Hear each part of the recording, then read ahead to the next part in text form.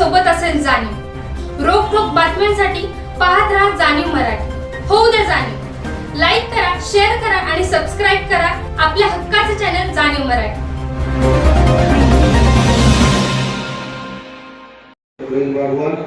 Vishal Kadam Surendra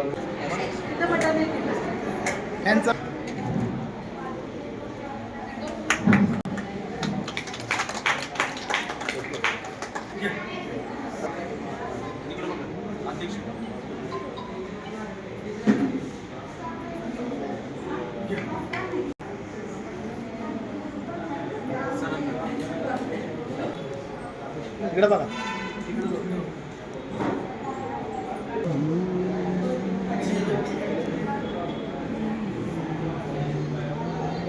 doctor आंबेडकरांचा विजय असो, लोकशाही रामदास साठ्यांचा विजय असो, महात्मा ज्योतिबा फुलेंचा विजय असो, छत्रपती शिवाजी महाराजांचा विजय असो।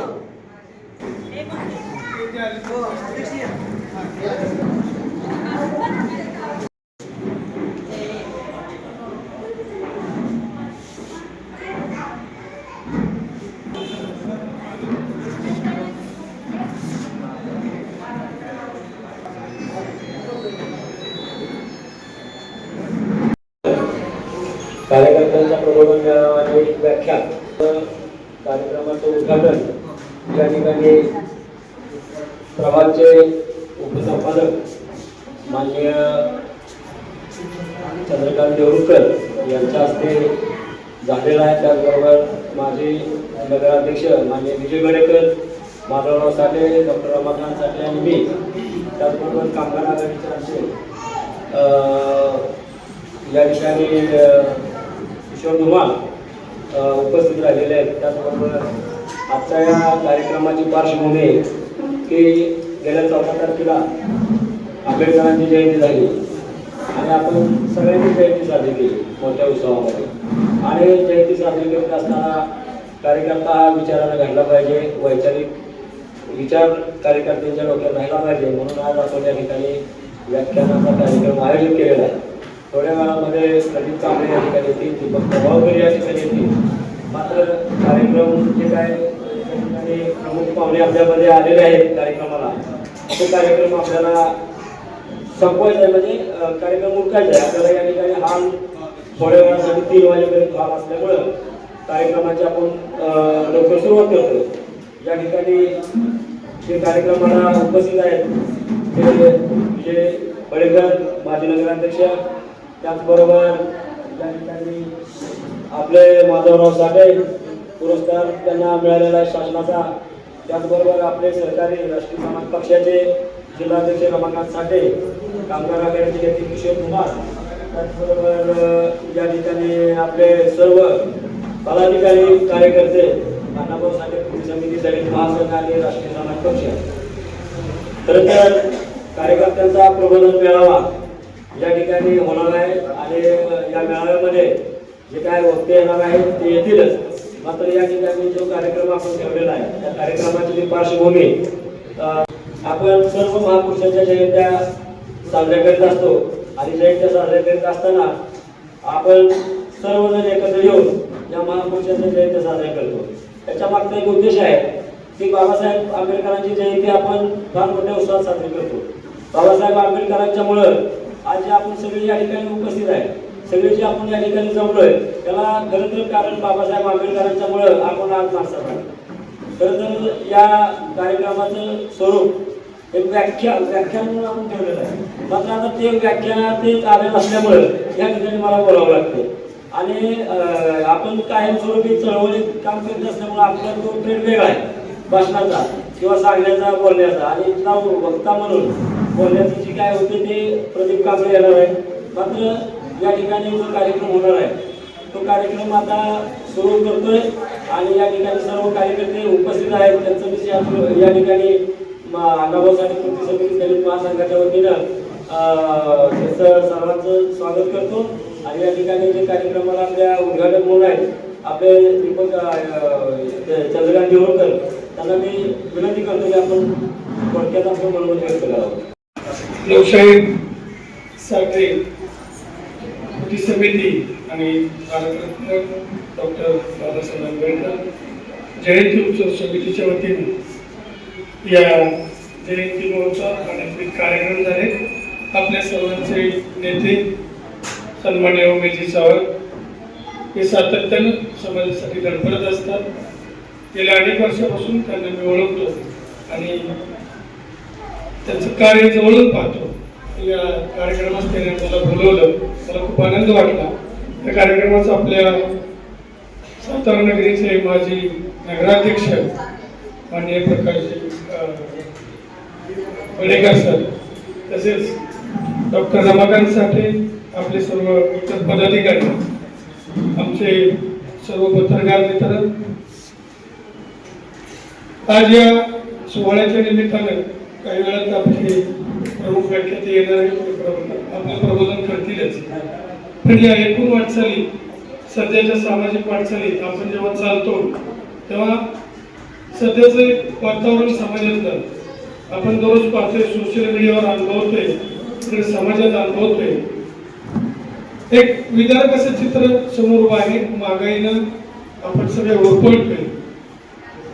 सध्याचे जे सत्ताधारी आहेत ते कुणी सामान्य माणसांचं जगणं बघणं झाले आणि त्यासाठी आपले उमेश चव्हाण सातत्यानं आंदोलन करतात, महागाईवर बोलतात. इतर अनेक राजकीय सामाजिक कार्यकर्ते पण महागाईवर कुणी बोलणं झालेलं आहे. सर्वसामान्यांचं जगणं आणि त्यांचं लग्न हे सुसह्य करण्यासाठी उमेश चव्हाण यांच्यासारखा कार्यकर्ता जेव्हा लढतो तेव्हा त्याला आम्ही निश्चितपणे साथ देत असतो. पत्रकारितेच्या माध्यमातून काम करत असताना आम्हाला न्यायला खूप जमतं, मला बोलायला कमी येतं, पण तरी मला आज उभं एक दोन शब्द बोलू शकतो. आपल्या सर्वांना आंबेडकर जयंतीच्या शुभेच्छा. या कार्यक्रमाच्या निमित्ताने मी सगळ्यांना शुभेच्छा व्यक्त करतो आणि माझे दोन शब्द संपवतो. जय भीम, जय शिवराय. मी माझ्या कामगार युनियन क्षेत्रामध्ये काम करत असताना अनेक घटकातील आणि अनेक समाजातील कामगार येत असतात. परंतु दलित चळवळीमध्ये राहून वर्षानुवर्षे मेळावे घेऊन जर ही दलित चळवळ चालू ठेवण्याचं जर काम केलं असेल तर ते उमेशजी चव्हाण. सातारा जिल्ह्यामध्ये 3 ते 4 लोकांना दलित मित्र पुरस्कार आहे बंधुवांच्या वतीने.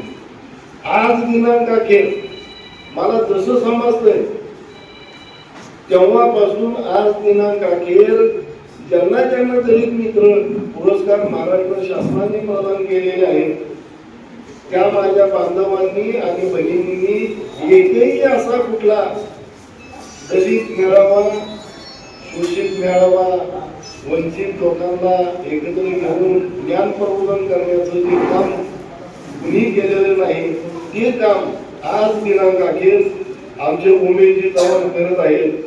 त्याबद्दल माझ्या कामगार संघटनेच्या वतीने मी त्यांना सलाम करतो. मी 94-95 सालापासून कामगार क्षेत्रामध्ये काम करीत आहे. अनेक लोकांच्या अडचणी येत असतात, कामगारांच्या अडचणी येत असतात, परंतु उमेश चव्हाण साहेबांची अनेक माझी जुनी मैत्री आहे, परंतु मी त्यांना त्यांच्यासाठी काहीच करू शकतो नाही. पण उमेश चव्हाण साहेब, मी तुम्हाला एक शब्द देतो माझ्या कामगारांच्या प्रमाणे, माझ्या कामगार अनुभवाप्रमाणे. आज आपल्या भारतीय समाजामध्ये नगरपालिका असो, इतर क्षेत्रामध्ये असो, अनेक कामगार काम करतात. त्या कामगारांना न्याय मिळवून देण्यासाठी, त्या कामगारांना त्यांचा हक्काचं काम मिळण्यासाठी, ते कामगार कायद्याचे परमनंट होण्यासाठी माझ्या कामगार क्षेत्राप्रमाणे आणि मला शासन स्तरावरती जे जे काही करावं लागेल ते मी जरूर करेन. आणि आपण या वंचित कामगारांचा एक आराखडा तयार करावा, त्यांचं एक नियोजन करावं. आपण ते योग्य त्या मार्गाने आपण कामगार आयुक्तांना सादर करू. भुमराव पाटील साहेब असताना त्याच पारधी समाजासाठी आणि इतर लोकांच्यासाठी उमेश चव्हाण साहेबांनी इतकं फार मोठं आंदोलन छेडलं. त्यावेळेस 350 ते 400 पारधी बांधव आणि पारधी भगिनी ह्या जिल्हाधिकारी कार्यालयात येथे 15 दिवस ठिय्या आंदोलन करून राहिल्या होत्या. त्यावेळेस भुमराव पाटील साहेबांनी सांगितलं होतं तुम्ही जागा दाखवा, आम्ही तुम्हाला एक सलामती जागा देऊ. परंतु आमच्या उमेश चव्हाण साहेबांना त्या काळामध्ये फार न सांगण्यासारखी गोष्ट आहे, खेचण्यात आलं. कारण का की दलित चळवळीमध्ये एक तरुण नेतृत्व त्यावेळेस उभा राहत होतं 15 वर्षापूर्वी. ते तरुण नेतृत्व दलित चळवळीमधलं उभा राहता कामा नये याच्यासाठी फार षडयंत्र रचलं गेलं होतं. परंतु आजच्या परिस्थितीला माजी नगराध्यक्ष बडेकर साहेब आलेले आहेत. त्यांचं 20% राजकारण आहे, 80% समाजकारण आहे. आणि माजी नगराध्यक्ष बडेकर साहेब आल्यात म्हणजे खासदार साहेब आल्यामध्ये जमा आहे. त्याच्यामुळे मी या व्यासपीठावरती एवढं मी आश्वासित करेन की बडेकर साहेब असल्या कारणाने आपल्याला खासदार साहेबांच्याकडून कुठलीच काय अडचण येणार नाही. आणि उमेदजी चव्हाण साहेब जे आपण प्रस्ताव सादर करशील त्याला योग्य ते दिशा योग्य ते मार्गदर्शन आम्ही सर्वांच्या वतीनं आपण करत जाऊ. आणि माझ्या कामगार संघटनेच्या वतीनं आज या ठेवलेल्या मेळाव्याला शुभेच्छा देतो. आपण अशीच प्रगती करत जावी. आणि सर्व बांधवांना भगिनींना सांगतो की आपण जेवढं एकजुटीने राहा आणि उमेद चव्हाण साहेबांना जेवढे आपण प्राण प्रतिष्ठानाची ताकद द्याल त्याचा आपल्याला फळ नक्कीच मिळणार. एवढं बोलतो. मी माझे 4 शब्द सांगतो. जय हिंद, जय महाराष्ट्र. मला काही जास्त भाषण करता येत नाही, परंतु मी गेल्या 30-35 वर्षापासून समाजकार्य करत आलेला आहे. आम्ही पण एक संघटना काढली होती, अण्णाभाऊ साठे मातन संघटना. त्यावेळेस मला वाटतं उमेश साधारण 10-12 वर्षाचा असतो. तर त्यावेळेपासून ते ह्या समाजकार्यात आपलं आयुष्य घालवत आहेत. आणि मी बरेचसेच लोक बघितली जे चळवळीत काम करणारे, दलित समाजात असो किंवा मराठा समाजात कुठल्याही चळवळीत जे काय नेते मंडळी आहेत ते भरपूर मी बघितलेले आहेत. परंतु पहिल्यांदाच असं एक व्यक्ती बघितलं की जी पारधी समाजासाठी आपलं काम करतात रात्रंदिवस, कुठलीही पर्वा न बाळगता, कुठलीही भीती न बाळगता. अशा ह्या उमेश चव्हाणला मी मनापासून शुभेच्छा देतो. तसेच आता साहेब बोलल्याप्रमाणे जसे विजय बडेकर आल्या तसे उदयनराजे इथं आल्या, खरोखरच जायचं आहे की जे काय उदयनराजेकडनं आपल्याला जे काय मदत लागेल ती मी पूर्णपणे तुम्हाला देईन. या समाजासाठी मी अशा गवाही देतो.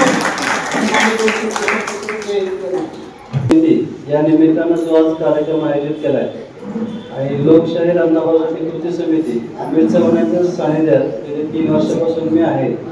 आणि आज त्यांच्या लोकशाहीर अण्णाभाऊसाठी कृती समिती उपाध्यक्ष म्हणून कार्यरत आहे.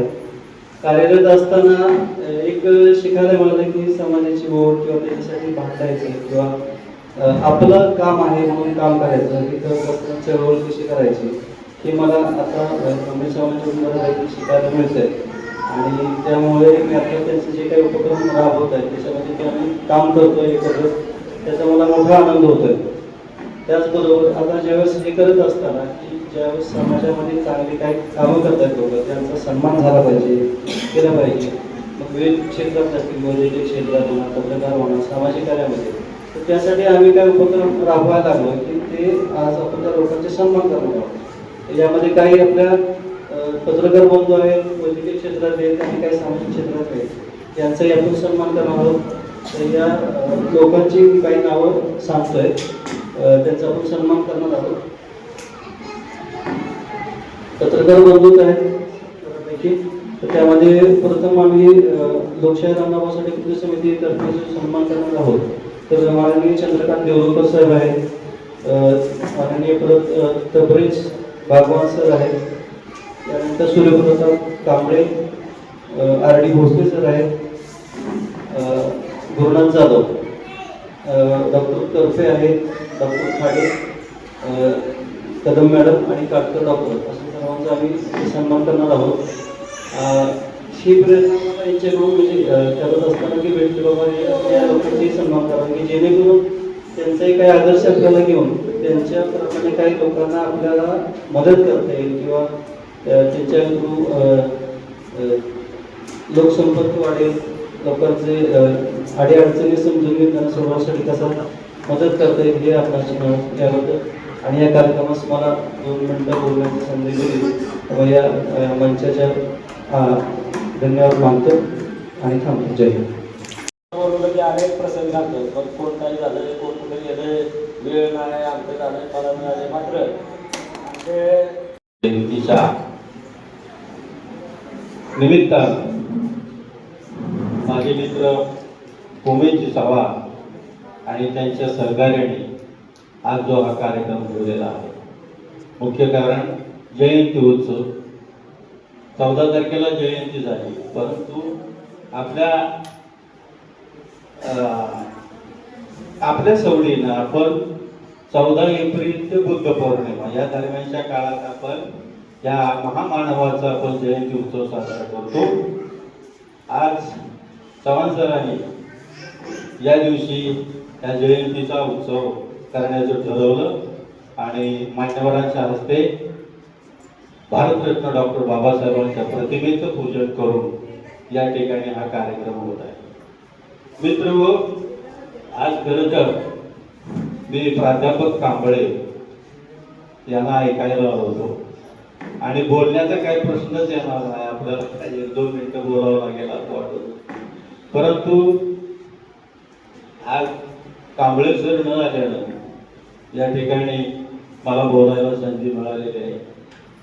बंधू आणि भगिनींनो, डॉक्टर बाबासाहेब आंबेडकर आपण जयंती साजरी कोणाची करतो, तर जयंती आपल्या वाढवडिलांची आपण 1 वर्ष 2 वर्ष 3 वर्ष करतो, पुन्हा बेंगळूर जातो. तर जयंती कोणाची केली जाते, तर ती थोर पुरुषांची, महान नेत्यांची पुण्यतिथी साजरी केली जाते, जयंती साजरी केली. उदाहरणार्थ छत्रपती शिवाजीराजे, महात्मा फुले, सावित्रीबाई फुले, बोधिसत्व डॉक्टर बाबासाहेब आंबेडकर, अण्णाभाऊ साठे, रमाबाई, अशा थोर विभूतींच्या आपण जयंती आणि पुण्यतिथी साजरी करतो. आता हे जयंती साजरी करण्याचं कारण काय? कारण आज बाबासाहेबांनी अनंत हालापेष्टा सहन करून त्यांनी इतकं शिक्षण घेतलं की आम्हाला 32 डिग्र्या पाठ करायला सुद्धा अवघड जाते. म्हणजे 32 पदव्या त्यांना मिळाले, डॉक्टरेट 2-3 विषयामध्ये. असा कुठलाही विषय त्यांनी अभ्यासला नाही, त्याच्यामध्ये डॉक्टरेट केली असा विषयच नाही. त्यांचे आपल्यावर किती उपकार आहेत. तर तुम्ही आम्ही आज जो श्वास घेतोय, श्वास सोडतोय, तो घेण्याला सुद्धा मर्यादा होती, ते बंधन आपल्याला होतं. तुम्ही आम्ही कसं राहायचं, माणसात मिसळायचं नाही, नवीन कपडे घालायचे नाही, चांगलं काही शिकायचं नाही, ऐकायचं नाही, वाचायचं नाही. आणि जर शिकलं, ऐकलं, वाचलं तर तुम्हाला दंड दिला जायचा. म्हणजे पशुवत आपलं जीवन होतं. आज तुम्हाला सगळ्यांना बघितल्यानंतर किती आनंद वाटतो की आपली माणसं किती जोर आहे. आपण कपड्यानं फक्त सुधारलो, प्रत्येकाला गाडी झाली, घर झालं, दार झालं, आणि आपण बाबासाहेबांची चळवळ विसरत चाललो. तर ही बाबासाहेबांना विसरू नये, ही चळवळ कोणच विसरू शकत नाही. अख्ख्या जगामध्ये बाबासाहेबांची जवळ 110 देशामध्ये जयंती साजरी केली जाते. 10 देशामध्ये. मला सांगा, आपलं दुर्दैव आहे की या ठिकाणी आपण बाबासाहेबांची जयंती म्हणजे ठराविक लोकांनी साजरी केली पाहिजे, हे फार दुर्दैव आहे. परंतु आपण आता बघितलं तर सर्व थरातील लोक, सर्व समाज एक दिलाने एक यानं, मुस्लिम समाज सुद्धा मोठ्या पद्धतीनं मोठ्या याने ही जयंती साजरी करतो. मित्र, बाबासाहेब किती हुशार होते आणि त्यांनी आपल्यासाठी काय दिलं? तुम्हाला सांगितलं की श्वास घ्यायची परवानगी दिली. आपल्याला गोड अन्न खायची परवानगी नव्हती, दुधा तुपातलं खायला परवानगी नव्हती, कपडे चांगले घालायची परवानगी नव्हती. हे सगळं बाबासाहेबांनी भोगलंय. त्यांच्यावर किती अत्याचार झाले. त्यांना साधा शिपाई, त्या बडोदे संस्थांमध्ये स्कॉलरशिप त्यांना मिळाली होती. त्या स्कॉलरशिप परतफेड म्हणून तिथं नोकरीला त्यांना ठेवलं. तर त्या ठिकाणी साधा शिपाई त्यांना पाणी देत नव्हता, फाईल द्यायची म्हणून आम्हाला फेकून द्यायची, इतक्या प्रकारचे हाल आपल्यासारख्या माणसात नाही. ढगात गेलो नको, यायला नको, आपला अपमान होतो. पण बाबासाहेबांनी तुमच्या आमच्यासाठी हे सहन केलं आणि ह्याच्यावर एक त्यांनी पुस्तक लिहिलं. एक पुस्तक असं लिहिलं की ज्या पुस्तकावर हे सगळं जग, देश तर आपला चाललाय, परंतु अख्खं जग त्या पुस्तकाचं कौतुक करतंय आणि त्या पुस्तकाच्या अधिकारामुळं आपण हे आजचं स्वातंत्र्य उपभोगतोय. तेव्हा या महान नेत्याचं कार्य तेवढ ठेवण्यासाठी अशा प्रकारचे उपक्रम तुम्ही आम्ही राबवले पाहिजे. आमचा इथे येऊन एवढा मान सन्मान केला. खरं तर हा पुरस्कार आम्ही सर्व आमचे सिव्हिल हॉस्पिटलचे वैद्यकीय अधिकारी, ॲडिशनल सिव्हिल सर्जन, आमच्या सिस्टर्स, सर्व तंत्रज्ञ, सर्व क्लास 4 यांच्या वतीनं आम्ही हा स्वीकारत आहोत. कारण हा खरं त्यांचा सन्मान आहे. आम्ही फक्त प्रतिनिधी म्हणून हा पुरस्कार स्वीकारत आहोत. कारण खाली तेच सर्व काम करत असतात, आपण सर्व बघितलेलं आहे. तर या निमित्त असं आश्वासन देतो की आमच्याकडनं जेवढी तुमची सेवा करता येईल तेवढं आमच्या परीने आम्ही करू. कुठं आम्ही कमी पडलं तर तुम्ही अवश्य दाखवून द्या, आपण त्या नक्की सुधारणा करू आणि जेवढं जास्तीत जास्त लोकांपर्यंत पोहोचता येईल. शासनाच्या खूप साऱ्या कार्यक्रम असतात, उपक्रम असतात, सेवा असतात, पण सर्व लोकांना माहीत नसतात. तर त्याची माहिती सर्वांनी येऊन पहिल्यांदा करून घ्या आणि त्याचा सर्व लाभ घ्या सर्वांनी. खूप योजना सरकार आणत असतं, पण लाभार्थ्यांनी पण थोडंसं पुढे येऊन त्याची माहिती घेतली पाहिजे आणि सर्वांचा त्या योजनांचा लाभ घेतला पाहिजे. त्यासाठी आम्ही 24 तास सदैव तत्पर आहोत. एवढंच या ठिकाणी बोलतो आणि थांबतो. धन्यवाद. अण्णाभाऊ साठे कृती समिती आणि माननीय नगराध्यक्ष विजय बडेकर यांनी करावा अशी मी विनंती केली.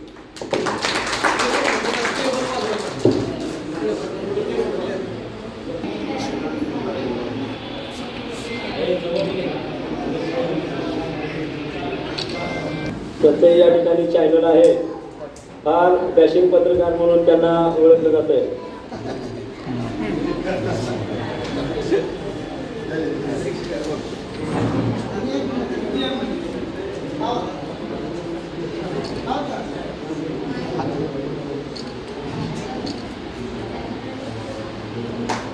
त्यांचा या ठिकाणी सन्मान होतोय.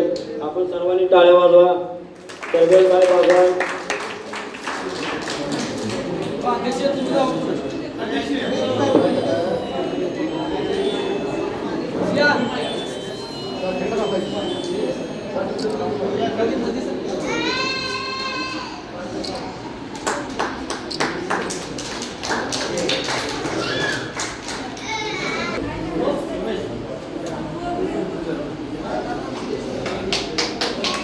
या ठिकाणी गुरुनाथ जाधव या पत्रकार आहेत, त्यांचं या ठिकाणी टाळ्या वाजवून सिव्हिल सर्जन माननीय युवराज करते साहेब यांचं या ठिकाणी आगमन झालेलं आहे. आपण सर्वांनी टाळ्या वाजवून त्यांचं स्वागत करावं. सिव्हिल सर्जन करते साहेब या ठिकाणी पुष्पगुच्छ देऊन स्वागत होत आहे. आपण सूर्यप्रताप कांबळे यांचं या ठिकाणी टाळ्या वाजवून स्वागत करावं आणि पुष्पगुच्छ देऊन माधवराव साठे यांनी त्यांचं स्वागत करावं असं मी विनंती करू. करपे साहेबांच्यासाठी आपण पुन्हा एकदा टाळ्या वाजवा.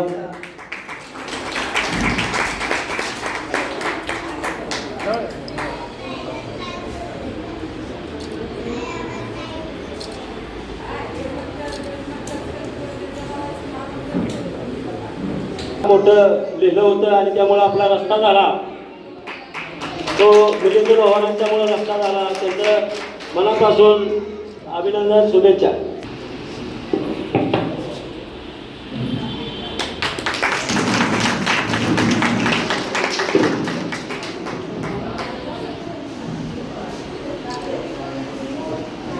आमचे सहकारी मित्र वैवृद्ध विजय मोरे या आणि अण्णाभाऊ साठे कृती समितीच्या माध्यमातून काम करते. आता काम करीत असताना आम्हाला काय यश आलं काय आलं नाही. त्याला सर्व कार्यकर्ते कामच आहे, त्याचं श्रेय सगळे कार्यकर्ते पारधी हक्क अभियानानं 2000 स्थापन केलं आणि पारधी हक्क अभियानाच्या माध्यमातून एकच विषय होता, त्याचं पुनर्वसन करा, जागा घर द्या, जागा द्या, घर द्या, रेशन कार्ड द्या, जातीचं दाखला द्या. मात्र साहेब सरकारच्या योजना एवढ्या आहेत त्या आणि एवढ्या योजना असून आम्हाला आंदोलन करावं लागतं हे शब्द आणि मग ते चार घ्यायचा, चार न्यायचा, चार दाखवायचा, हे असं करा, तसं करा, हे द्या, ते द्या. आपल्याला 30 वर्ष दिले, पत्रकारांनी साथ दिली आणि ते आमच्या आंदोलन यशस्वी झाले. सुरराव पाटलांनी आम्हाला तरीपण आदेश दिले, पत्रकारांना माहीत होतं. आता ते आंदोलन एवढं आमचं व्यापक झालं, त्या आंदोलनामध्ये एक आमची 15 वर्षाची मुलगी एक्सपायर झाली आणि ती पूर्वी एक्सपायर झाल्याच्या नंतर ते आंदोलन आम्ही कलेक्टरच्या दारात गेला केबिनमध्ये. त्याचे साक्षीदार आहेत, आंबेशेख आहे, अरुण आहे, आमचे ब्रिटिश आहे, उल्हास आहे, जी काही पारधी या ठिकाणी आहेत, आमची चिवचिव आहे, अरुणा भोसले आहे, सर्व या ठिकाणी महिला आहेत किंवा सगळे पुरुष आहेत, पाहिजे आहे, अशोक आहे, नितीन भोसले आहे, कल्पना आहे. म्हणजे या पालकांनी मला साथ दिली, त्यांचं मी मनापासून अभिनंदन करतो. कारण विषय होता त्यांचाच, मागण्या होत्या त्यांच्याच, पण निमित्त आम्ही त्यावेळेला डॉक्टर कामगारांसाठी मधुकर वाजेंद्रे आणि मी, आमचे किरण माने होते, सतीश शिंदे होते, प्रशांत कोळी होता, असे अनेक कार्यकर्ते. आंदोलनाची व्याप्ती आम्हाला वाढवावी लागली आणि ते आंदोलन आम्ही कलेक्टरच्या दारात नेल्यानंतर करते साहेब तिथं आम्हाला जागेवर रेशनिंग कार्ड दिले, जागेवर जातीचे दाखले दिले. असं तो भाग अधिकाऱ्यांच्या डोक्यात होता आणि भाग असल्यानंतर साधी भाग असणं गरजेचं आहे. अधिकाऱ्यांच्या कामात काम होतं ते आम्हाला कळलं. मी सुरुवात पाटलांना आमचा वाद एवढा झाला, संघर्ष झाला, पण सुरुवात पाटलांनी मला बोलून घेतलं. पोलीस म्हणजे तुझं आंदोलन आहे, मला ते योग्य वाटलं म्हणून त्यांनी सातारा जिल्ह्यातले सगळे जिल्हाधिकारी, तहसीलदार, गट विकास अधिकारी, तलाठी, तहसीलदार असं ते ग्रामसेवकपासून सर्वांच्या आढावा मिटिंग घेतल्या. आमच्या आढावा मिटिंगमध्ये सगळ्यांना आदेश दिले 8 दिवसात त्यांना रेशन कार्ड द्यायचे. काहीच पुरावा नाही, काहीच पुरावा नाही पालकांच्याकडे. म्हणजे राहतोय त्याचं ठिकाणच काय, तर राशन कार्ड कुठलं मिळणार आणि काय नसल्यामुळे त्याला रेशन कार्ड जातीचे दाखले गरजेचे होते, जागा गरजेची होती, राहणं ठिकाण गरजेचं होतं. मात्र जिल्हाधिकारी सुरराव पाटील केले. खरं तर त्यांचं मी या ठिकाणी सगळ्यांच्या वतीने अभिनंदन करेन की त्यांना राहण्याचा ठिकाणा दिला, जागा दिली, रेशन कार्ड दिला आणि जातीचे दाखले दिले. त्याने